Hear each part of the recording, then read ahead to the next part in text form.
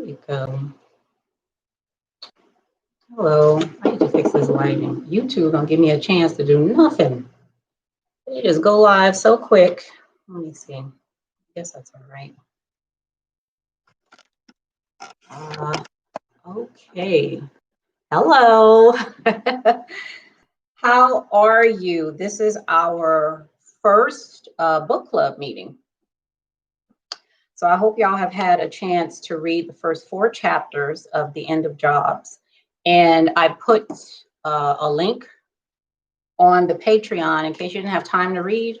It's a short read though. The chapters aren't long at all if you haven't read it yet. But so I want to go over the first 4 chapters, and next Sunday, it'll be the next 4 and so on until we're done with the book for the month of September. Okay. So this is my second time reading the book. I read it like maybe a year ago. No, like 2 years ago, when I was first thinking about getting out of the federal government, when I was, contemplating quitting my job. Okay. And I just have, first I found Taylor Pearson is the author. Okay. So I found him first while I was searching for something. And then I saw that he wrote a book. Okay. So I was like, let me get the book. It sounds good. And it was wonderful. And reading it a second time, I picked up stuff that, you kind of miss the first time you read something, right? And then it was so long ago. All right. So before I start with talking about what happened, okay, and if you have, ideas or want to, comments about the book so far, just put it in the chat or in the comments section, if you're watching this replay. Okay, and we can talk about it like that, or, we'll have a discussion on Patreon. So a story that I would tell for the leadership training that I did in government, it's called The Leadership Story. And what it is there's this group of people who are in a forest, and they're creating a road from inside the forest to the outside. So it's a whole big project this company wants done. They want this road created, okay? Now, one day, somebody on the team decides to go and find out what's going on, okay? So, because everything had been going well. They've been getting the reports back. The reports say that, we're saving money. Everyone's doing what they're supposed to do. Everything is going great. But they just got this idea, let me just go see, everything at once, what's going on. So they climbed the tallest tree in the forest, okay, and was able to just look out at everything. And the person looking quickly yelled down to everybody, we're going the wrong way, okay? So they're doing all this work. Everything seems fine, but they're going the wrong way, okay? Now, I talk about that story because in the first 4 chapters of the book, Taylor suggests that there is one main thing that we all need to realize if we want to get somewhere further in our career, our relationship, whatever is going on in our lives. There's this one main thing, okay? And I totally agree with him 100%. So,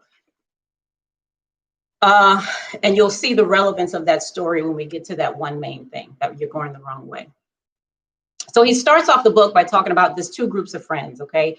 So he went to college with this group of friends. One group went on to become professionals, like they got their law degrees, doctors, accountants, stuff like that. And another group had saved up money, and I think they were in Bangkok, right? And they were looking to become entrepreneurs, right? So they were living off their savings while creating this, entrepreneurial product and system, right? And really just living their best life, right? Because they didn't have a boss. So we had this group of friends, entrepreneurs, and this group of friends who was like struggling, competing to get, to become an intern for a law firm or something, right? Competing to get a position as a doctor, and because they have student loans to pay off and all this. And one thing he talked about as well is how he interviewed a bunch of doctors and accountants and stuff like that. and folks still in their 40s, paying on their student loan, and have been working since, forever. Okay, still, which I can identify with. I'm 45. I'm still paying on my student loan, which is, totally ridiculous. So the two groups of friends, okay. So he wanted to know, what's the difference? Like, why on this side do I have a group, just living their best life, coming up with these wonderful ideas and creating things and, traveling the world. And this other group, they're lawyers and doctors and stuff, but they're really struggling, like it's not easy. Okay. He's like, both are intelligent, both work really hard. And that was another thing too, right? Is that his group of friends turned out to be lawyers and doctors or whatever. And I'm thinking about my group of friends that I went to high school with. Okay. I'm like, totally different life experience. Okay. Totally different. Right. Not that my group of friends are less intelligent or, less hardworking. Right. But, come on now, we're not going to go ahead and get into all that. However, that is something to look at. Like, we're all not starting on the same page here. Okay. However, the conclusion he comes to still applies. It still applies. Okay. No matter where you started. Anyway, that was just something I found interesting. I'm like, dude, what kind of friends you got? So both groups are intelligent. Both are hardworking, just like my friends, intelligent and hardworking. Your friends, intelligent, hardworking, really trying to do everything they can do to survive, pay bills, make it from one day to the other, go on vacation every now and then or whatever, working really hard. What is the difference? And he said, after 2 years, I found it out. I figured it out. He said he finally got it, and he saw that the reason why this one group was living its best life and the other was struggling so much was because of what he calls leverage points. Okay, leverage points. So, he used a quote by somebody, I forget who it was, but how you take a lever. It was like, give me a lever and a fulcrum to put it on and I can move the world, right? So if you have something really heavy, if you go up to it and try to pick it up, like, that's going to be hard to do. You may not be able to do it at all. But if you have like a stick or something to put under it and the thing in the middle, like a seesaw, right? And you put the thing there and you back here, you're over here and you push it down. It's a lot easier. It's a lot easier. And that's what he's talking about. It's leverage points.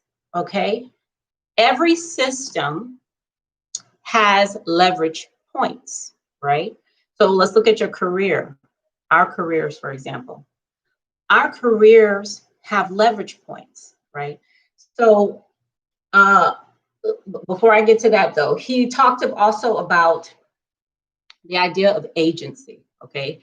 Agency is, us feeling like we have control, right? And when we work for somebody, the tendency, the feeling is that you don't have control, especially if you're not. Well, I mean, no matter who you are, really, your supervisor has a manager, your manager has a boss, your boss has their boss, whether it's the board of director or whoever, okay? Everybody got a boss, pretty much, right? So if you work for somebody, you feel like you really have no agency. You can't control stuff. You can't really make decisions, right? Because you make a decision, but it's not final. Somebody has to, above you, says yes or no, you can do this or you can't do this, or I don't like that idea, or I do, or whatever, You really have no control, okay? Especially if you're not considered leadership, okay? So I like the way he then defines, so he defines job and entrepreneurship. Entrepreneurship is connecting, Connecting, creating, and inventing a system, okay? And we tend to think of entrepreneurs as people like, who's the dude with the Amazon shit? Him, the Amazon guy, and the Facebook person. Okay, they have created systems, right, that people use, to do stuff, right? So that's an entrepreneur. An entrepreneur does that. That's what they do. It doesn't have to be as big as that. Like, you don't have to be, those guys, the Microsoft guy and all that. But if any kind of system that you yourself create that other people use, right? Whereas a job is you're just following the operating system. So you know how your computer has an operating system, okay? The operating system is like the middleman. It's between you, the user, and the hardware, the actual computer that you sit here and touch and type on and, all that stuff, right? The operating system, tells the computer what to do. Okay, so if I type something in, the operating system helps to translate that and lets the computer know that, well, this is what you need to do. This is how much power you need to use to do it. This is how much memory you need to do it. Right? That's a job. Okay, you got a job because you got an operating system telling you what to do. Okay, you got leaders and executives and policies and procedures and steps and phases and all this other kind of stuff telling you what to do, right? Okay, so entrepreneurship and jobs. So and the thing about entrepreneurship though is that it's possible. Now he hasn't gotten to this yet, but it is possible to be an entrepreneur on your job. Okay, it is. It absolutely is. He talks about, instead of us saying, how do I get a job? He says, stop saying that. Stop asking that question. Okay, unless that's what you want. Unless you want to feel like you have no agency, you can't make decisions, unless you want people to just tell you what to do. Stop asking, how do I get a job? The more evolved question is, how do I create a job? How do I create a job? Right? Because now you've just put agency in there. Okay, I'm making this decision. Okay, I'm saying, this is the kind of work that I'm going to do. Right? Whether it's in, with an employer or on your own, go ahead, creating your own business or something. Okay. So let's get back. So now I did research outside of the book. Okay. So I'm not just reading the book. So things that come up like the leverage points and all that, I did further research on that, looked at what other people said and all those things. So,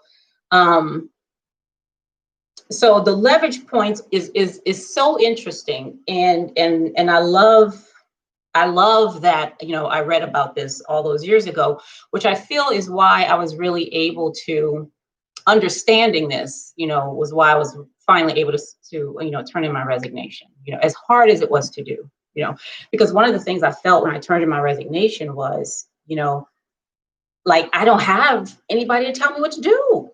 Because I didn't have a job set up the next time. So it was, and that's the thing, right? When you're growing, growth is a good thing, right? But there's also a downside to growth, right? So if you think of physical growth, right? It's nice that you're getting tall and you're filling out and all this other kind of stuff, but you also have like what they call growing pains. That shit hurts sometimes, and then you got all the stuff that comes along with women, all the things we go through every month, what I'm saying? So you have things that come along with growth, but you got to take them, if you want to grow at all, you got to take all of it.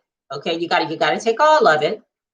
So when I quit, when I turned in my resignation, I wanted my time back because I felt like I was wasting my time, and you can't get that back. Okay. Time is a currency that you cannot get back. Once you spend it, it's gone. Okay, it's gone. And I was tired of wasting my time, which is what I felt like. Okay. Not that there was anything wrong with the people I was working with. They were awesome, right? But I did not feel like I was, there was any meaning. There was any meaning to the work that I was doing. And I didn't want to live my life like that. Okay. Now I got my time back, but I also got the feeling like, oh my God, like, what am I going to do? Nobody's telling me when to wake up. I got to clock in at a certain time. Nobody's assigning me work. And, I don't know where my next paycheck is coming from, that kind of thing. Right. So it was scary. It was liberating on one hand, but terribly frightening on the other. Okay. Um, so for the leverage points and me looking at more of that, so I found that in any system, any kind of, whether it's a corporation, a school, your body, your physical body is a system. Okay. Any and every, your career is a system. Okay. Any and every system has leverage points, which means it has places where you can make a small move and get an enormous change. Okay. Now what I also found is that for many of us, okay, we intuitively know where our leverage points are. Like if we're trying to make big changes, like in our physical body, physical health or whatever, okay, our habits, something. We know where the leverage points are. We know where we can change something small and get a big return on that. We know where that is. Intuitively, we know.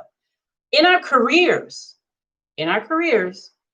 we know because we're here. We've been with the thing, like we know where it is, because we live with it all the time. But the issue,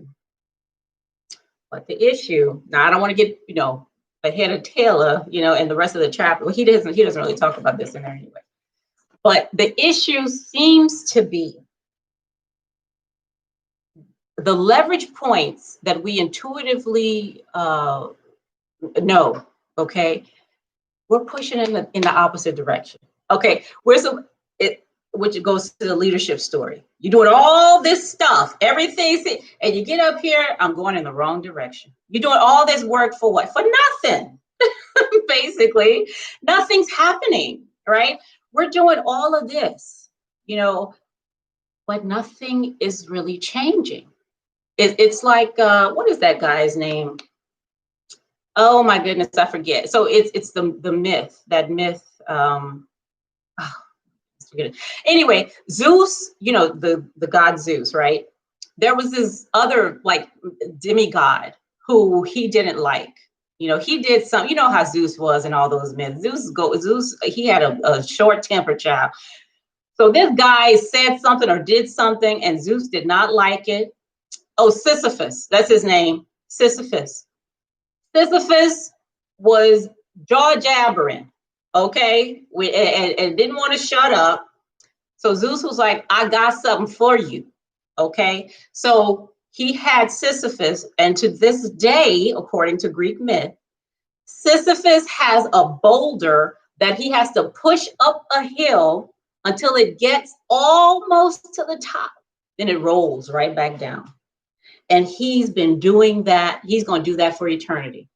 All this effort, and there's pictures of Sisyphus, like with his shoulders up against the thing. I mean, he is struggling to get that boulder to the top of that mountain. And right when it's about to get to the top, it rolls, and he got to do it all over again, right? That's like what we're doing with the leverage points in our careers, with our families, with our spouses, partners, friends, like whatever, wherever it is in the system that you are looking to, find some growth or make some behavioral changes, to see some differences. It's called a Sisyphean effort, right? We're doing all this work, and either nothing changes at all, or it changes a little bit, and then just goes back to what it was again. How in the world can we not do that? Like, what can we do to capitalize on our leverage point? So I'm not going to go into that now because I want y'all to read the rest of the book. But so Taylor goes into it a little bit, but I've also been doing, I've done my own, stuff. So I've come up with 12 leverage points that at the end of this, I want to share with you. And we're going to talk about, and I'm going to create something so that you can explicitly identify. These are the areas where I can make some small changes and see enormous return. Now, there's 12, okay? And they go from, I have them listed from level of effectiveness. So number 12, I mean, you can do stuff there, but I mean, you know, it's a leverage point, but you're not going to. Okay. Number 1, that's where, you know, that's the gold mine right there. But I also have to tell you, you know, I'm not going to say that. I'm going to save it. So just know that on our last video, you know, when I'm talking, our last book club meeting, I'm going to share those. And on Patreon, we're going to work through these leverage points to see where can we get the most bang for the buck, okay? And where can we stop, you know, doing a whole bunch of stuff with no result, you know, or no result that's going to get us out of the rut, whatever the rut is, you know, that we're in, okay? So what else do I have here? Yeah, so for the first 4 chapters, that's really the thing that I wanted to bring about. But another thing that I wanted to talk about, though, was when he talks about agency, that is so important, right? And there's this, there's some research I was doing. So I write blog posts. I do a whole bunch of stuff. Okay. So for this one blog post that I wrote called, what did I call it? I think I call it Lost in Space or something. No, that wasn't the Lost in Space one. It was another one, but it was about space. Anyway, not outer space. I mean, like the, you know, the space around you. There's this video on YouTube about an experiment that this scientist did, where it's called the still face experiment. Okay, go to YouTube and type in still, STILL, face experiment. Okay. Now, in this experiment, there's a mother and her child. I think the baby's like maybe 1 or 2. Okay. The baby's sitting there in the chair, the baby chair, the high chair, and the mom is there, you know, playing with the baby. You know how we do with the babies, you know, where the baby talk and, you know, and we, you know, we point and, you know, we say, hey, you know, all this stuff, right? And the baby laughs and we respond and, you know, and all of that. We just, you know, that's how we do, right? So they're doing this. And so now the doctor who's, you know, running the experiment, he tells the mother to put on a still face, meaning you stay there, don't go anywhere, but don't react to anything the baby does. Okay. So the mom, she's just been smiling and cooing and talking and hugging and just loving on the baby. I think it was a little girl, just loving on her, you know. And then she, all of a sudden, she does this, and her face just goes like this. And no matter what the baby does, she doesn't smile. She doesn't respond in any way. All she does is stare at her. Can you imagine? Listen, just looking at that, I'm like, girl, get that baby, because the baby, so her daughter, like she was still doing the stuff, you know, trying to get mom, because mom is there. She sees she's there. And, you know, she's cooing and she's laughing and she's pointing over here, you know, for mom to look, and she's just doing, and then she starts to get like frustrated. You know, mom is there. Mom hasn't gone anywhere, but she's not responding. Okay. So she starts crying. You know, she starts screaming, the baby, she starts like, and she's looking back like this. She's trying to get out of the chair, and you know, it's a terrible thing as a mom. It's a terrible thing to watch. You know, but the thing is, so his experiment was about attachment and, you know, moms needing to be there for their kids, all that. However, another part of that experiment is about agency, right? When the baby, so when the mom responded, to the baby and interacted with the baby, right? Everything was good. Okay. And the doctor explains this, right? For what he's talking about with attachment. But what I'm saying is everything was fine. Okay. Because if I talk, you respond. Okay. So it's kind of like I have some control here over what you're saying because you're responding to me. Okay. Which is a kind of control, right? Isn't it? It's a kind of control, right?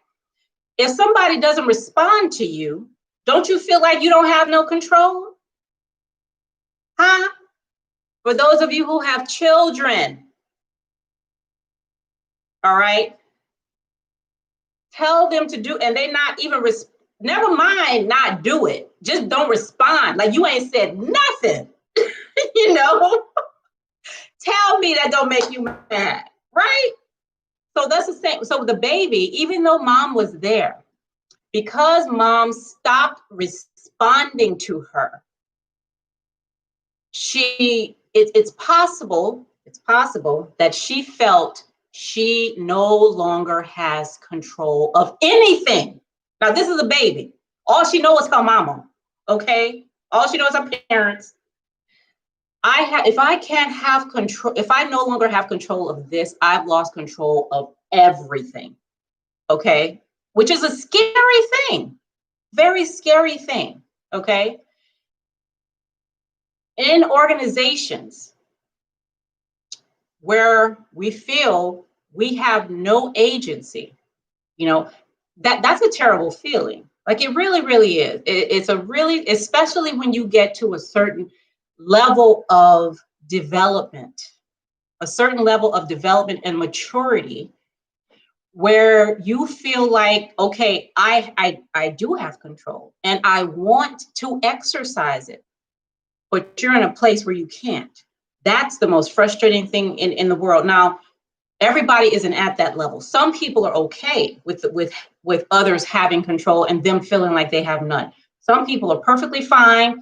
And I think that's a developmental part. Like all of us go through that, right? Where we want and feel like we need other people to tell us what to do, to tell us how to behave, to tell us what's next. Okay. That's like but when you get to a certain point to where,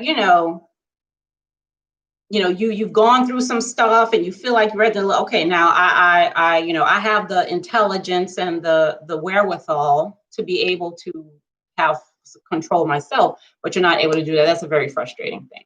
Okay. So the end of jobs, is about the leverage points that we can use for those of us who desire to get out of the situations where we feel we have no agency.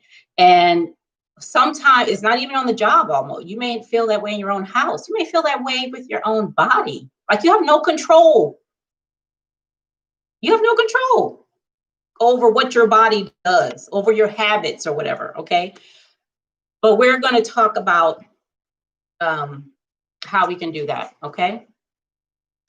So the end of jobs, first 4 chapters. Next Sunday, I'm going to be back here, and we're going to talk more about what Taylor talks about in the book. Okay, he's going to start addressing what his idea of the leverage points are, and by the time we get to the end, I'm going to incorporate mine, and we're going to come up with a really good plan to start taking advantage of and seeing results, from the work, the hard work that we're doing to change our circumstances, okay, and to stop letting things happen to us, okay, and actually start creating and designing our own careers and our own personal lives. We can do that. We can design our own personal lives. There's this one quote that I love that says, you cannot predict the future, but you can, how does that go? I got to find out how that goes. You cannot predict the future. Is that how it goes? Hold on a second. I can't love it too much, right? Because I don't even remember what the hell the thing said. Hold on, I'm about to get it. Bear with me.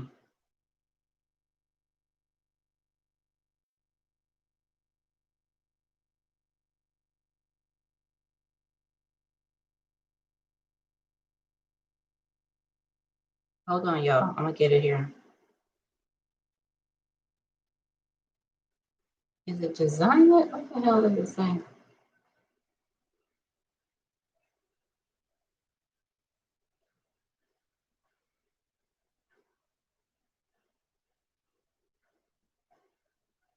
There it is. It says, we cannot predict the future, but we can invent it. That's what it says. We cannot predict the future, but we can invent it. Okay, Alan Kay said that. The best way to predict the future is to invent it. And he said that in 1971. And it's true right now. You can't predict the future, okay? You have no idea, all right?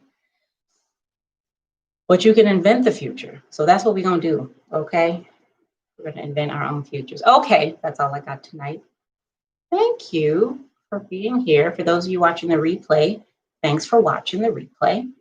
And if you're not subscribed to my Patreon, please go there. It's patreon.com/eday, EDAY, which stands for Everyone Deserves an Epiphany. Okay. My business is Ypifany, you know.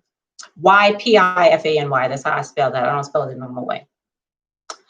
So I'm going to see you back here next Sunday, but we can chat. You know, I have a whole bunch of stuff on my Patreon that you can go through and you know, comment on, you know, and we can chat about it, you know, through Patreon. But you be back here next Sunday. Okay. Have an amazing night, and I will see you next time.